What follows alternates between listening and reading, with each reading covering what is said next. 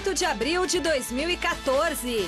Em vídeo divulgado na internet, Elias comemora retorno ao Corinthians. Mesmo com a vantagem do empate, Ituano promete ir para cima do Santos, na final do Paulistão. Palmeiras começa a mexer no elenco para o Brasileirão. Atacante Vinícius é o primeiro a deixar o Verdão. Saiba para onde ele vai. Cruzeiro, Botafogo e Flamengo se preparam para os duelos decisivos pela Libertadores. E ainda, as vitórias de Tottenham e Juventus nos campeonatos da Inglaterra e da Itália. E os preparativos para os duelos desta quarta pela UEFA Champions League. Não saia daí! O Gazeta Esportiva volta num instante.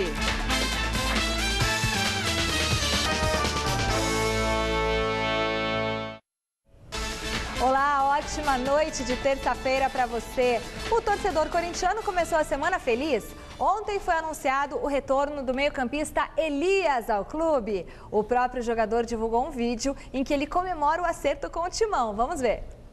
Torcida corintiana, estou de volta. Momento muito feliz na minha vida, onde eu tenho que agradecer a Deus por essa bênção, por mais essa oportunidade que Ele está me dando. Agradecer às pessoas que trabalharam aí intensamente, ao Dr. Mário, ao Ronaldo, ao Edu, ao Alessandro, que há cerca de um mês apostaram nesse projeto e graças a Deus terminou com um final feliz. Agradecer ao torcedor corintiano, ao carinho que ele sempre teve por mim, ao respeito, que é o mais importante, que eles sempre tiveram por mim. E agora é retribuir tudo isso dentro de campo, mostrando aquela garra, aquela vontade que eles sabem que eu tenho. Um grande abraço a todos e até daqui a pouco. Espero aí ansiosamente chegar ao clube e voltar a trabalhar com grandes amigos. Um grande abraço a todos. Grande noite para você que acompanha o Gazeta Esportiva. Ontem nós noticiamos a contratação do Elias, feita pelo Corinthians, mas não tivemos tempo para divagar sobre essa contratação. Obviamente, trata-se de um belíssimo jogador. Ele teve uma passagem brilhante pelo Corinthians, chegou à seleção brasileira. Na Europa, ele não vingou, essa é a realidade, não conseguiu repetir o que ele repetiu aqui no futebol brasileiro. E aí voltou para o Flamengo por empréstimo. E no Flamengo fez um belíssimo campeonato brasileiro. Foi um dos protagonistas, inclusive, da campanha do Flamengo que levou a Libertadores da América. Né? Quer dizer, foi idolatrado pela torcida flamenguista, que costuma ser um tanto quanto exigente. E o Flamengo, inclusive, estava até tentando manter o Elias por lá, mas era muito dinheiro envolvido. O Corinthians achou por bem, desde que o Paulinho saiu, ficou uma lacuna. Acho que a queda de rendimento do Corinthians, ainda com o Tite, tem muito a ver com a saída do Paulinho, que era um jogador que marcava muito bem e aparecia lá na frente como elemento surpresa. Já deixou de ser surpresa há muito tempo, definindo, participando das ações ofensivas. E o Elias me parece o jogador mais adequado para fazer o que o Paulinho fazia. Até porque o Paulinho foi substituto dele quando o Elias foi embora. Então, acho que foi uma belíssima contratação. O que se discute é o valor pago pelo Corinthians, fora dos padrões de clubes brasileiros. O Corinthians pagou 4 milhões de euros por 50% dos direitos federativos para um atleta que tem 29 anos. Ou seja, em termos de investimento, o Corinthians não vai ter de volta. Mas, por outro lado, terá um belíssimo jogador e, na prática, Chico, é o que importa para o torcedor. Boa noite. Boa noite, Celso. Boa noite, Michele. Boa noite a todos vocês. Muito feliz com a volta do meu querido Elias. E por um motivo muito simples, o Corinthians não tem jogador à altura do Elias no elenco. Não tem. Fim de papo, acabou. Não tem. Não vamos procurar. Tem muito volante, né? Tem o Guilherme, volante, tem o mas Bruno não Henrique, tem esse são Petros jogadores que foi contratado agora. São jogadores que são promessas, né? Se você pegar o Guilherme, que tem 25 anos, se você pegar o Petros, que tem 22 anos, se você pegar o Bruno Henrique, que tem 22 anos, quer dizer, são caras que ainda... A camisa do Corinthians pesa. A camisa do Corinthians pesa. E por Elias já não pesa tanto. Ele que veio da segunda divisão, foi campeão ao lado do Ronaldo, campeão paulista invicto, depois foi campeão da Copa do Brasil em cima do Internacional, dava passes para o Ronaldo, vai continuar fazendo isso. Tem o Jadson agora do lado dele, que é muito mais rápido e mais jovem que o Douglas. O maestro. Ele é um articulador do meio campo. Tanto é verdade que quando o Flamengo ganhou a Copa do Brasil, foi com gols dele. Ele que chegava à frente e fazia o gol. Quer dizer, ele vai cumprir aquela função do Paulinho, que muita gente reclama. Porque depois, o Celso, que saiu do Corinthians, tá saindo o Sheik, não tem ambiente para ficar. O Pato, o Paulo André, aposentou o Alessandro. Quem é que segura as pontas lá no campo? Né? De virar... Quem? Quem saiu? Chicão também, fizeram uma bobagem, vendeu o Chicão. O Chicão agora era um cara importante para o Corinthians, para acalmar as coisas do Corinthians. Venderam o Wallace antes, né? Então, quer dizer, desmontaram um time que era um time que tinha reservas à altura e só colocaram garotada, molecada. Agora o Elias não, o Elias vai chegar e vai colocar ordem na casa, assim se espera, né? E outra coisa, não é um jogador que se machuca fácil, né? É um jogador que está inteiro e se ele veio com 29 anos, ele tem possibilidade, do jeito que ele é, de jogar até os 35, dá para renovar ainda mais 2 anos, depois desses 3 anos. Enfim, é uma contratação que, na meu modo de ver, é o primeiro gol de placa do Mário Gobi. E o Mário Gobi me lembra mais do Geraldão que o Ronaldo, né? Que não tem muita criatividade, mas ele fez um golaço. Matou no peito e mandou no ângulo. Quer dizer que ele é um atacante trombador. É um atacante trombador. Ele é o nosso guerreiro, o Mário Gobi, né? Não é brilhante, mata de canela, mas faz os gols dele. Mas esse foi um golaço. Esse ele mandou no ângulo. E pode chegar o Rafael Sobis também. Se chegar o Rafael Sobis, aí eles vão começar a achar que o Corinthians está ficando com cara de time de novo. Você que está em casa, vote na enquete que está no ar no site gazetesportiva.net. A pergunta de hoje é sobre o retorno de Elias ao Corinthians. Nós queremos saber, o Corinthians acertou na contratação do Elias por 4 milhões de euros, que dá mais de 12 milhões de reais. Sim ou não? Acesse o site Vote. Sim ou não, Celso? É um investimento muito alto. Poucos clubes ousariam a pagar esse valor para um jogador de 29 anos. Mas é um jogador que foi bem no Corinthians e foi bem no Flamengo. Portanto, o Mano Menezes conhece com poucos. Então, eu acho que é um investimento de risco, mas no caso do Elias, poucas chances de dar errado. Mas Chico, Elias não está machucado, está bem, né? Não está machucado, está bem, está inteiro. Isso. Vai jogar como sempre jogou, não é uma aposta, ele é uma realidade. Ele é uma realidade. Agora, eu vou falar uma coisa para vocês. O Corinthians estava precisando de um jogador assim. Então, quando você está precisando de uma coisa... O que você precisa não tem preço. Você concorda? Não? Boa. 4 milhões de euros é até barato pelo Elias, aqui entre nós. Né?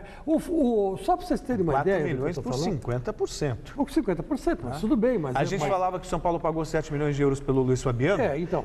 Já era um valor absurdo, mas era inteiro. Total, inteiro, 100%. O Corinthians está pagando os 4 milhões de euros que, na verdade, o Elias está sendo mais caro do que saiu... Proporcionalmente falando, que saiu o Luiz Fabiano para o São Paulo. Um pouquinho mais caro, mas só que tem uma coisa. É só metade e o resto. Se o Luiz Fabiano tivesse vindo para o Corinthians, como o Corinthians quis, ele teria levantado 5 títulos. 5 títulos ele teria levantado. Teria sido campeão da Libertadores, campeão mundial, teria sido campeão brasileiro, teria ganhado 2 Paulistões. Então, quer dizer, para vocês terem uma ideia, a bobagem que o Luiz Fabiano fez. E o que o Elias acabou não fazendo indo para o Flamengo, né? Então, quer dizer que aí que está. Vale a pena esse investimento. Eu achei que nem o dinheiro é muito quando você precisa do que você está comprando.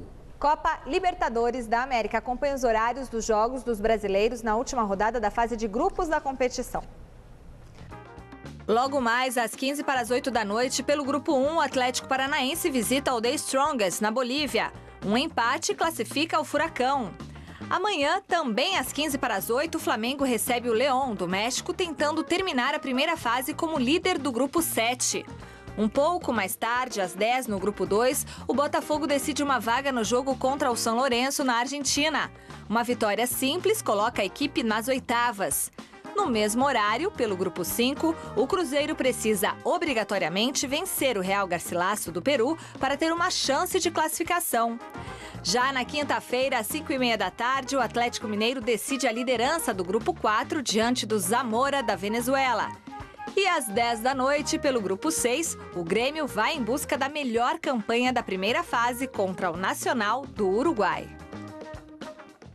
E o Flamengo precisa vencer para avançar às oitavas de final. Para o duelo de amanhã, o Mengão deve ter o retorno de peças importantes à equipe. O atacante Paulinho, herói do empate contra o Vasco na decisão do Carioca, mostrou que conhece os adversários da partida desta quarta. Um dos jogos que eu vi deles, tanto dentro de casa como fora, mesma postura, indo para cima, marcando, na marcação sempre forte. Então acho que eles vão vir do mesmo jeito que a gente jogou lá. Acho que a postura deles vão ser a mesma. Então a gente vai ter uma batalha na quarta-feira. A gente tem que vencer o jogo. Se a gente conseguir fazer um gol, pelo menos no primeiro tempo, para no segundo a gente tentar segurar o resultado. Então é mais uma batalha, a gente tem que jogar como se fosse uma final. Eu brinquei com o André Santos ali quando a gente tava se trocando. Falei, pô, já vai botar a chuteira já? Falou, já, tô voltando. Então a gente fica feliz com a volta do Elano, Léo Moura e André Santos. São jogadores que estão acostumados com decisões. Então, quarta-feira, se Deus quiser, se eles poderem estar em campo para nos ajudar, vai ser mais um desafio para eles. E o grupo todo está feliz com a volta deles. A gente tem total confiança neles. Nós esperamos que eles possam estar em campo na quarta-feira. Só quero lembrar os flamenguistas que esse rapaz aí, ele é paulista, viu? Ele não é carioca, não. Ele jogava aqui no interiorzão de São Paulo, acho que no Mogi, né? Meu Terra querido do Celso. Mogi Mirim. Desculpa. E ele tá fazendo um gol atrás do outro. E o forte dele é chute de fora da área. Se ele continuar desse jeito, ele vai parar na seleção. Para essa Copa, talvez não. Mas para os próximos jogos da seleção e a renovação que deve vir depois dessa Copa, ele é nome certo para a seleção. Agora, veio da onde? Veio do Mogi, né? E meus pêsames para dirigentes do Palmeiras, do São Paulo e do Corinthians e do Santos, que deixaram um talento desse para o Flamengo. Quanto vai valer esse cara daqui 3 anos? Um ano. Não dá um prazo de um ano. Logo depois de acabar a Copa, quanto vai estar valendo? Né? 15 de Piracicaba ele jogava, me lembra o Barba aqui, o nosso querido Felipe. 15 de Piracicaba. Então veja bem, olha que desperdício, né? É o tal negócio, o cara que olha e não vê o talento. O meu querido Mogi Mirim jogou o Hernani. Jogou o Hernani, tá certo. O Hernani que é o brocador, não é verdade? E jogou no Guarani também. Então que você vê que todos os talentos hoje do futebol carioca passaram por aqui. O Botafogo tem parada dura nesta quarta-feira. Fora de casa, o Fogão enfrenta o São Lourenço na Argentina. O São Lourenço, time do Papa e do Celso. Além dos desfalques certos de Marcelo Matos e Edilson, o clube da Estrela Solitária ainda convive com problemas de pagamento de salários aos atletas. Eles já resolveram esse assunto com a direção. A direção deu garantias que resolve essa situação essa semana. E, enfim, isso é um assunto resolvido por eles, com a direção, e é um assunto que eu acredito que esteja ultrapassado. O que passar para os jogadores sobre esse jogo? Jogo decisivo é para jogador decidido, né? Então, a atitude na quarta-feira vai ser o componente mais importante. Claro que temos que jogar um bom futebol. A equipe vem mostrando evolução nos treinamentos. Fez um jogo que eu considero um jogo bom contra a União Espanhola. Embora realmente a gente temos nos excedido em bolas aéreas, em bolas cruzadas na área. Foi um jogo que a gente controlou, dominou, o resultado não foi justo. E essa evolução, principalmente na parte ofensiva, ela se confirmou nos treinamentos pós-último jogo. Então a gente julga que a atitude vai ser o componente mais importante, a gente se impor em campo, a gente ter o comportamento de quem vai buscar a classificação, custe o que custar, sabendo que vamos enfrentar um adversário de qualidade, o atual campeão argentino, uma equipe que joga muito bem em seus domínios. Mas o Botafogo está preparado para obter a classificação nesse jogo de quarta-feira. Só para esclarecer, se existe uma simpatia minha por um clube argentino, e existe, eu admito, Boca Júnior. Bom, São Lourenço pertence ao Papa. E você é amigo do Papa. Ainda assim, devo dizer que o Botafogo vai encontrar muitos problemas. O São Lourenço tem um quê meio de Corinthians quando se trata de Libertadores da América. Um assunto que o Corinthians resolveu, mas o São Lourenço ainda não. É dos grandes da Argentina, o único que jamais ganhou a Libertadores da América. E isso pesa também sobre as costas do clube e dos jogadores. Mas acho que o Botafogo hoje, olha, aquele vacilo que teve em casa, vai custar caro, porque o São Lourenço é favoritismo jogando na Argentina. É verdade, né? O Libertadores da América e Copa do Brasil, você não pode dar moleza. Pode dar moleza. Um deslize e adiós. Foi perder para a União Espanhola jogando em casa. É brincadeira. Pode. A expectativa é de Mineirão lotado para o duelo entre Cruzeiro e Real Garcilasso. Os balanços de venda dos ingressos indicam que a China Azul promete apoiar em peso a equipe celeste na luta pela vaga às oitavas de final. Do lado dos jogadores, tem atletas se inspirando até em tatuagem para vencer a equipe peruana. Para garantir presença nas oitavas de final da Libertadores, o Cruzeiro precisa desesperadamente da vitória amanhã contra o Real Garcilasso no Mineirão. É jogo decisivo, como ano passado teve diversos jogos no Brasileiro decisivo e conseguimos sair bem e fomos campeões. O caminho das pedras para atingir o objetivo já está traçado. Procurar o primeiro gol, passo a passo, o segundo, a gente chegar ao terceiro e quem sabe até mais. Dagoberto, artilheiro do novo Mineirão, pode desfalcar os atuais campeões brasileiros por conta de um desgaste muscular. A gente torce aí para que não seja nada demais. Acho que foi o adutor, que eu tinha perguntado a ele, foi o adutor. E a gente também já tem uma parceria ali do lado do campo. Então a gente espera aí que ele esteja com disponibilidade para jogar e que ajude a gente. É o Cruzeiro, a raposa de Minas Gerais, que se depender de Egídio, vai trocar de animal amanhã e entrará em campo como uma verdadeira pantera. Não, quero ver essa tatuagem de novo, frisada. Gostei. Bonita tatuagem. Olha isso, cara. Olha aí. Bela tatuagem, hein? Pô, e o cara que tatuou isso aí é bom, hein, Celso? Olha lá. Olha que bonito. Veja os destaques do Super Esporte desta quarta-feira. Olá, Michele. Olá para você ligado no Gazeta Esportiva. Amanhã, meio-dia, temos Super Esporte e o nosso programa vai trazer tudo sobre os finalistas do Paulistão, Santos e Ituano. Tem também as notícias do São Paulo, que joga amanhã pela Copa do Brasil, e as novidades do Corinthians e também do Palmeiras. Isso sem contar os gols da Liga dos Campeões da Europa e o primeiro jogo da semifinal da Superliga Feminina de Vôlei entre Vôlei A1000 e Unilever. Tá caprichado, hein? Tá chique. Super Esporte, meio-dia, eu te espero.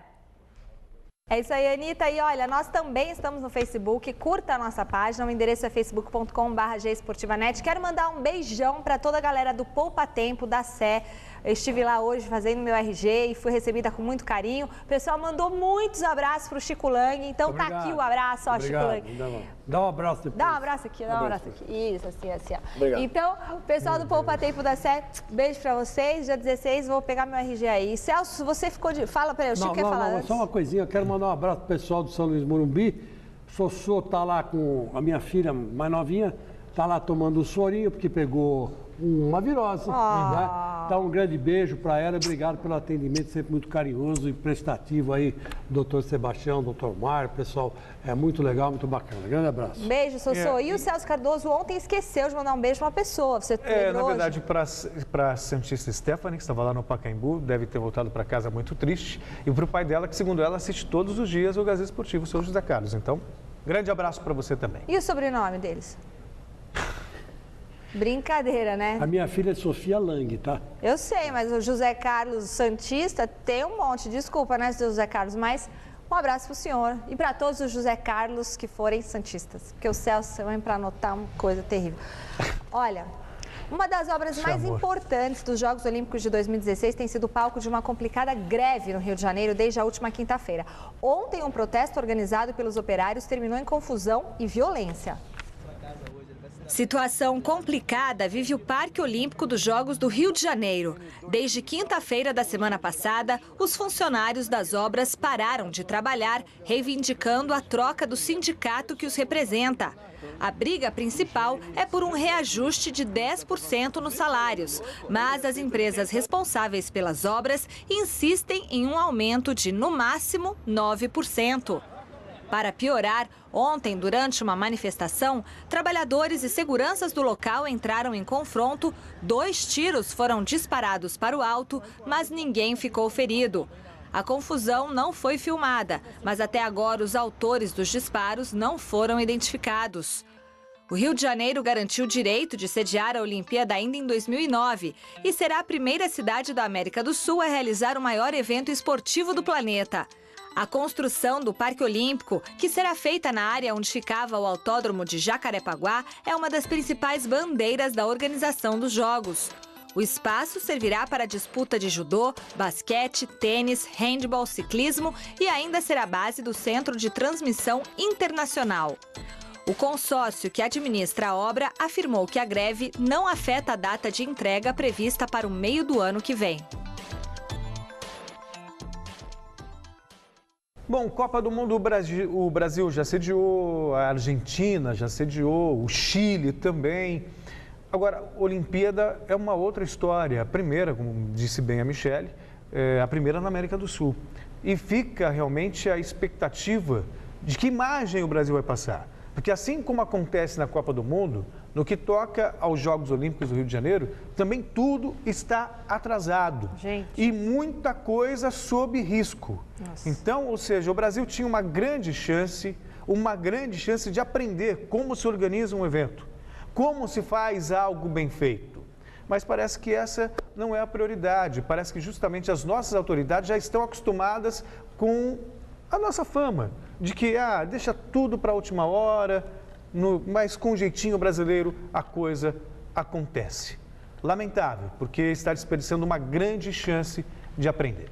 Mas só que tem um detalhe, viu? O ministro, o Aldo Ribeiro, falou para mim o seguinte, que não dá para o Rio ficar com todos os eventos da Olimpíada. Alguns vão ter que ser feitos aqui em São Paulo. E algumas delegações que vão participar vão ter que ficar em São Paulo também. Então, é verdade que o Celso Jatene, que é secretário de Esportes Municipal, está correndo que nem um louco atrás de umas obras aí. Exatamente porque vai ter que ficar gente aqui. No Rio não vai caber todo mundo, não. Então, quer dizer, é complicado. São Paulo tem muito mais infraestrutura. Só para você ter uma ideia, são quase 200 esportes que vão ser praticados. Quase 200 esportes. É muito mais, vem muito mais gente que a Olimpíada.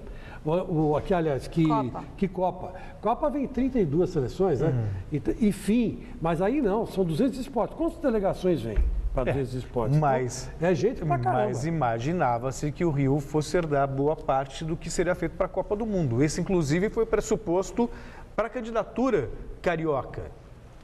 Não foi feito nada para a Copa, mas já pediram o help para São Paulo e São Paulo vai dar. São Paulo vai dar ré porque é pertinho do Rio, né? Agora, vale dizer uma coisa, lá em Campos do Jordão, eles estavam fazendo um centro de treinamentos para as Olimpíadas. E as obras estão totalmente paradas e abandonadas. Então, assim, tem os prédios construídos, mas assim, agora está tudo abandonado, um monte de lixão. Está virando um lixão lá, o que seria o Centro Olímpico. Eles tinham antes placa anunciando e agora, construíram metade e o resto está tudo agora sendo destruído pela ação do tempo. Então, a gente não entende o que realmente está acontecendo. Basquete, os playoffs do Novo Basquete Brasil já começaram. Ontem, em São José dos Campos, o São José recebeu o Palmeiras e venceu na prorrogação por 78-77. Daqui a pouquinho, às 7h15 da noite, em Uberlândia, o Franca encara os donos da casa. No domingo, o time paulista saiu na frente, na série melhor de 5, com uma vitória por 68-61. Vôlei hoje, a partir das 9h30 da noite, tem jogão na Superliga Feminina. Campinas e Rio de Janeiro disputam o primeiro confronto da série melhor de 3, que vale vaga na decisão do campeonato. Fora das 4 linhas, a rivalidade fica por conta dos 2 maiores técnicos de vôlei do país. Zé Roberto Guimarães, do lado paulista, e Bernardinho, que comanda a equipe carioca, prometem apimentar o duelo na Arena A1000. Você confere os detalhes da partida amanhã no Gazeta Esportiva. E olha, começou nesta segunda-feira o julgamento do campeão campeão paralímpico Oscar Pistorius, acusado de matar a namorada Riva Steenkamp em fevereiro do ano passado. Ontem, o sul-africano pediu desculpas à família da modelo e disse que tem problemas para dormir desde que ela morreu. Imagino, né? Segundo Pistorius, ele confundiu a namorada com um invasor e acabou disparando uma arma através de uma porta, acertando Riva. Hoje, ele deu mais detalhes sobre o crime ao júri e a defesa mostrou trocas de mensagens entre ele e a namorada para ir contra o discurso da promotoria que acusa o campeão paralímpico de ser ciumento e arrogante. O julgamento deve terminar em maio e, caso seja considerado culpado, Oscar Pistorius pode pegar pena que vai de 15 anos à prisão perpétua. Aí tem os dois lados da moeda, né? Se ele for culpado, só ele sabe realmente o que aconteceu. Mas e se ele for inocente, realmente se assustou, estava num pesadelo? Mas é estranho. Os indícios são fortes. Então, é estranho. A promotoria não está fazendo acusação por acaso, ela tem fortes indícios. Mas não pode ter indícios, tem que ter provas, né? Tem que ter fatos. Então, ele pode ser inocente. Então, ele é inocente até que se prove o contrário. Eu acho assim, se fosse aqui no Brasil, ele ficava 5 anos em cana, por Ou bom não, hein? comportamento saía em 3. Né? Agiu sob intensa emoção. Ou se assustou, ou estava apaixonado e não era correspondido. Quanta gente faz isso, né? Quanta gente sai da cadeia depois de 5 anos, né? A lei é assim. Paciência, é uma coisa que precisa mudar no Brasil, que a nossa lei é uma vergonha. O centroavante Fred, do Fluminense, publicou hoje na página dele no Facebook um manifesto contra as torcidas organizadas. No texto, o atacante relata ameaças que sofreu de organizados do Fluminense na semana passada, quando ele teve o carro cercado e atingido por socos e chutes. O camisa 9 do tricolor carioca lembrou que não foi a primeira vez que ele viveu esse tipo de situação no clube. O Fred disse que lutará com as armas que tem para combater os torcedores organizados e que a partir de agora não comemorará e não dedicará gols a esse setor da torcida. Celso e Chico, tá correta a atitude do Fred? Sem dúvida alguma. Tá comprando uma briga boa, hein? Espero que ele tenha respaldo. Não, ele está com medo. É. Na nota, ele diz o seguinte: o futebol brasileiro está prestes a viver mais uma tragédia anunciada nesta quinta-feira, caso o Fluminense não elimine o Horizonte pela Copa do Brasil. E aí eu fico me lembrando da sentença do juiz aqui, que analisou o caso lá da invasão do centro de treinamento do Corinthians, dizendo que eram torcedores que estavam insatisfeitos com uma derrota que considerou vexatória e queriam que os jogadores honrassem o salário que recebem. Tá vendo, seu juiz? Tá vendo só? Presta atenção, pode acontecer uma tragédia no Rio de Janeiro caso o Fluminense não passe pelo Horizonte. E aí, como fica? E o Fred vai ficar sozinho nessa? Uma nota? Cadê o sindicato dos atletas que só pega carona quando o bom senso se manifesta? O sindicato tem que parar o campeonato, tem que parar a Copa do Brasil, tem que fazer alguma coisa para que uma tragédia não aconteça. Ou vão esperar acontecer alguma coisa para tomar alguma providência? Em Ministério do Esporte, estamos em ano de Copa do Mundo e absolutamente nada é feito para preservar a segurança, não estou dizendo nem do torcedor, do jogador que vai a campo. Tá piorando a situação, gente. E eles se sentem impunes. O Fred escreveu aqui, olha, cerca de 20 desocupados rodearam o meu carro e ele quase atropelou porque ele se sentiu ameaçado. Devia ter atropelado, Fred. Sim, mas seria uma outra tragédia. Seria. Quer dizer, mas ou é a vida dele... E aí eu pergunto, o que é feito? Tem uma nota do Fred. Se não tivesse uma nota escrita pelo Fred, provavelmente nem estaríamos repercutindo o que aconteceu. E só para dizer que após o manifesto do Fred, o Fluminense vetou a entrada de torcedores no treino das Laranjeiras. Últimas notícias, viu? Campeonato... Isso é coisa de time de segunda divisão. Não, isso é de todos os times do futebol brasileiro, Chico. É coisa de time de segunda divisão. Tem que cair para a segunda divisão esse Fluminense. Por que não cai esse Fluminense para a segunda divisão? Eis a questão. Mas o Corinthians foi campeão do mundo e aconteceu lá no centro de treinamento, Chico. Não, mas aí foi diferente. Abriram as portas para os caras entrarem. Aí não. Aí os caras estavam lá dentro... E chutaram o carro do Fred, é diferente. O Corinthians foi sacanagem da diretoria com os jogadores. Isso vem contar para mim? Isso é 60 anos de praia. Campeonato Paulista, o Santos treinou agora à tarde no CTR Pelé para encarar o Ituano na decisão do Paulistão. Você fica sabendo de tudo que rolou nesse treinamento amanhã no Super Esporte e aqui no Gazeta Esportiva.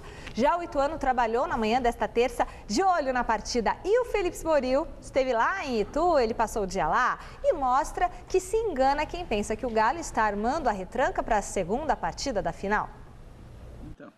Tão longe, mas também tão perto de conquistar o Campeonato Paulista. Falta apenas um empatezinho para a grande conquista. Basta não levar gols. E olha que não levar gols vem sendo uma prática bem adotada pelo Ituano. Já são 5 rodadas sem levar nenhum. Talvez seja por isso que o time do interior tem a melhor defesa do campeonato. Foram apenas 10 gols em toda a competição. Uma defesa de fazer inveja. A gente espera continuar mantendo essa média, né, de poucos gols que a gente tem tomado. O sistema defensivo tem sido muito eficiente, mas eu não acredito esse fato só a eles, e sim ao comprometimento de toda a equipe, né, a começar do atacante. Né, então a gente não vai mudar, a gente sabe que a gente está fazendo bem, né, isso tem vindo através dos jogos, a gente vai continuar com esse foco. E o que não faltou ao Ituano neste campeonato foi foco. De azarão do Paulista, o Ituano agora mudou a forma de jogar. É um time moderno, estilo internacional. Come to Itu. Deixa ele traduzir, né? Essa é fácil, Denner. Seja bem-vindo a Itu. Cidade com mania de grandeza, que gosta de ter o futebol modestamente comparado ao do alemão Bayern de Munique.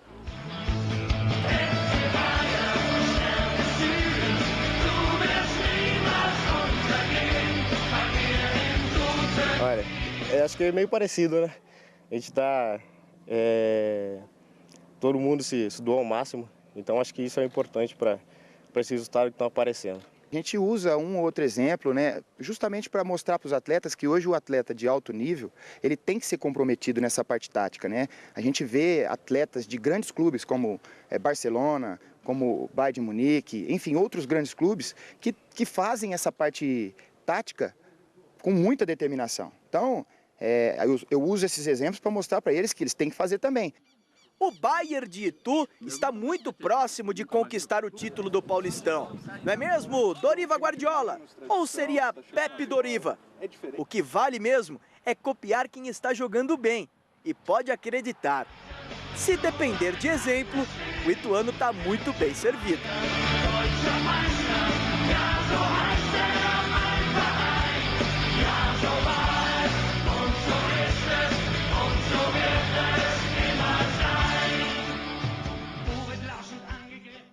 Olha, o Doriva, meu querido Doriva, muito cuidado com essas comparações com Guardiola, né?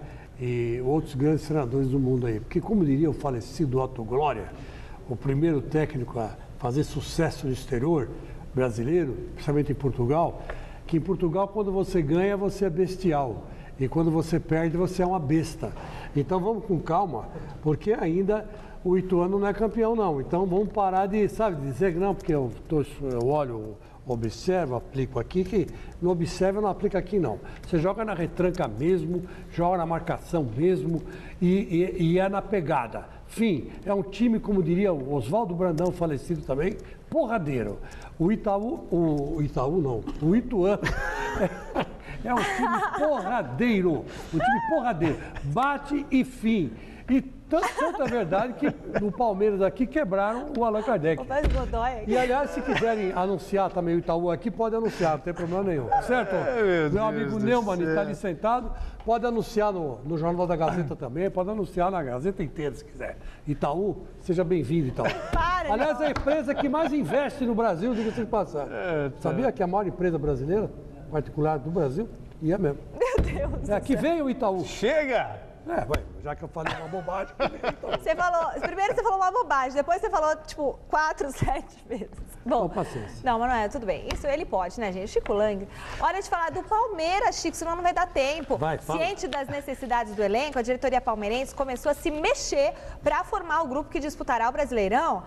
O Felipe Barbosa tá nervoso, quer saber essa notícia. O primeiro passo foi emprestar o atacante Vinícius, que ficará até o final do ano no Vitória, da Bahia. Hoje ele se despediu do elenco e deverá se apresentar nas próximas horas ao clube do Nordeste. Pelo Verdão, Vinícius atuou em 103 partidas e marcou 8 gols. Ele é o atleta mais novo da história a atuar pelo time principal do Palmeiras, mas apesar da marca, nunca conseguiu emplacar no Alviverde. Ele atuou em apenas 10 partidas em 2014. Bom, tá feliz, Barbosa, que o Vinícius foi embora? Então, muito bem. Agora, vamos falar do Corinthians. O treinador Mano Menezes comemorou a volta do Meia Elias, um velho conhecido do comandante alvinegro. Confira na reportagem do Adriano Dolfi. Dentro de campo, a vida segue no Corinthians, com a série de treinos que parece interminável. Mas fora das 4 linhas, o noticiário anda agitado. A apresentação do Meia Petros, a possibilidade de contar com Rafael Sobis do Fluminense e o anúncio do retorno de um ídolo da torcida. Não foram poucas as perguntas sobre a chegada de Elias. Ele é um cara que vale a pena esperar 3 meses? Você acha que a chegada do Elias, ela finalmente supre essa falta do Paulinho? E a chegada do Elias, queria que você falasse um pouquinho também, por favor, né? Eu fiquei muito contente, obviamente, com a contratação do Elias. Eu acho que é um jogador que significa qualificação dentro daquela filosofia que falamos aqui, que teríamos que buscar alguns jogadores com essa característica, que tivesse a possibilidade de ajudar dentro do campo, com liderança, com posicionamento vencedor. E nós precisamos mais jogadores assim para juntar com os jogadores que temos, e Elias é um desses que significa isso. Esta será a 4ª vez que Mano Menezes irá trabalhar com o volante Elias em sua carreira, depois de passagens pelo próprio Corinthians, Flamengo e Seleção Brasileira. Perguntei se isso seria uma boa coincidência ou se realmente existe a questão do homem de confiança do treinador. Vejam a resposta. Costumo confiar nos bons jogadores. Eu acho que Elias tem essa qualificação para isso. E aqueles que dão resultado dentro do campo.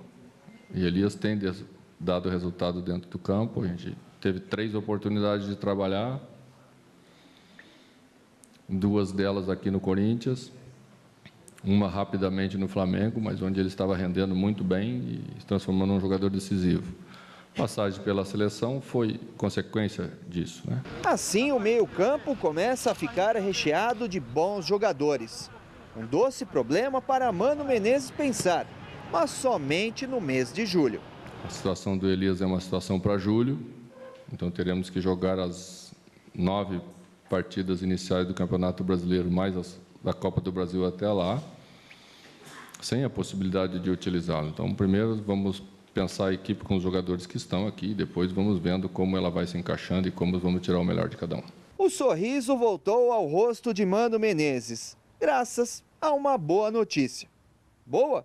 Para mim está ótimo. Está tão... Para mim está ótimo. Hora de falar do São Paulo, que amanhã tem pela frente o CSA na estreia de Alexandre Pato no Morumbi. Osmar Garrafa acompanhou o último treino do tricolor antes do duelo.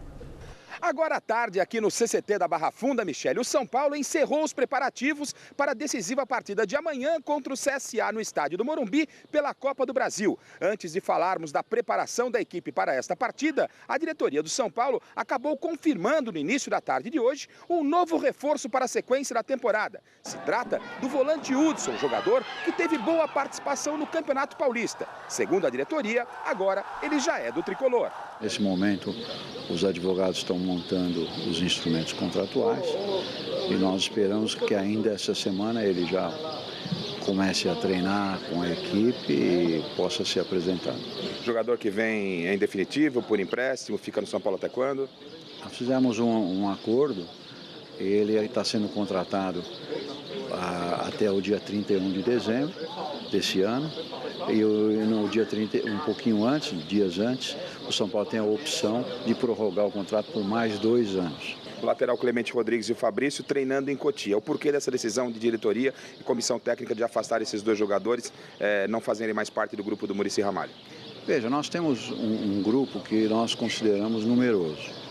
E em determinadas posições há vamos dizer assim, uma sobrecarga. É o caso da posição de volante e é o caso da lateral esquerda, né? Quanto à equipe que amanhã enfrenta o CSA, no jogo da ida em Maceió, o São Paulo venceu por 1-0 e, por isso, joga por um simples empate para avançar à próxima fase da Copa do Brasil. Para a partida de amanhã, algumas novidades. Pabon fica de fora. Pato, pela primeira vez, vai jogar no estádio do Morumbi perante a torcida tricolor como titular. A outra novidade fica por conta do retorno de Souza ao meio-campo são paulino. O time está escalado com Rogério Ceni no gol, Douglas, Rodrigo Caio, Antônio Carlos e Álvaro Pereira. No meio-campo, Souza, Maicon, Ganso e Pato. No ataque, Osvaldo e Luiz Fabiano. Do CCT do São Paulo, Osmar Garrafa para o Gazeta Esportiva. Bom, agora começa para valer a era Pato no São Paulo, uma vez que ele não podia ser escalado no Campeonato Paulista. E sobre a dispensa do Fabrício, tudo bem, não vinha jogando, não estava sendo aproveitado, isso justifica realmente uma dispensa. Afinal de contas, se não interessa ao técnico, por que vai fazer parte do grupo? Acho isso natural, Chico. Infelizmente o Fabrício se contundiu demais. O Clemente Rodrigues também, a mesma coisa. Não estava sendo utilizado, não faz sentido. O Clemente Rodrigues acho ruim. Agora o Fabrício é um bom jogador, né? Fez uma bela passagem pelo Corinthians, uma bela passagem pelo Cruzeiro. Quer dizer, que deu azar, se machucou seguidamente, né? E aí não teve jeito. Resultado final da enquete do site gazetesportiva.net, o Corinthians acertou na contratação de Elias por 4 milhões de euros, 64% dos votos. Gazeta Esportiva de hoje fica por aqui. Amanhã, a partir das 6 da tarde, tem mais. Fique agora com o Jornal da Gazeta. Boa noite. Tchau. Nos vemos daqui a pouquinho no Jornal. Até já. TV, o povo não é bobo. Torcida do Corinthians, muito menos. O dinheiro foi bem investido. Seja bem-vindo, Elias. Tchau.